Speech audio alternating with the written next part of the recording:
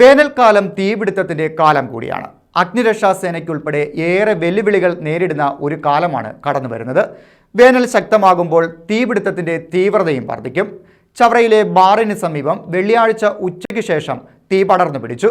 ബാറിൽ നിർമ്മാണ പ്രവർത്തനങ്ങൾ നടത്തുന്നതിനാൽ ഫർണിച്ചറുകൾ, മെത്ത, പ്ലാസ്റ്റിക് കുപ്പികൾ എന്നിവ സമീപത്തെ ഷെഡ് നിർമ്മിച്ച് അതിലേക്ക് മാറ്റിയിരുന്നു. അവിടെയാണ് തീ പടർന്നു പിടിച്ചത്. ഏകദേശം 4 ലക്ഷം രൂപയുടെ നഷ്ടം കണക്കാക്കുന്നു.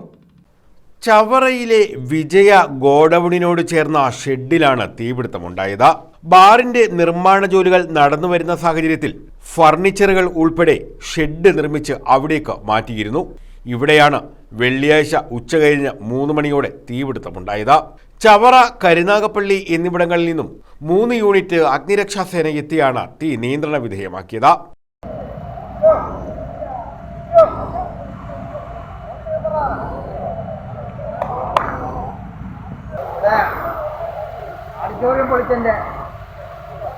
ഇതോടൊപ്പം ബാറിലെ ജീവനക്കാരും നാട്ടുകാരും രക്ഷാപ്രവർത്തനത്തിൽ പങ്കാളികളായി.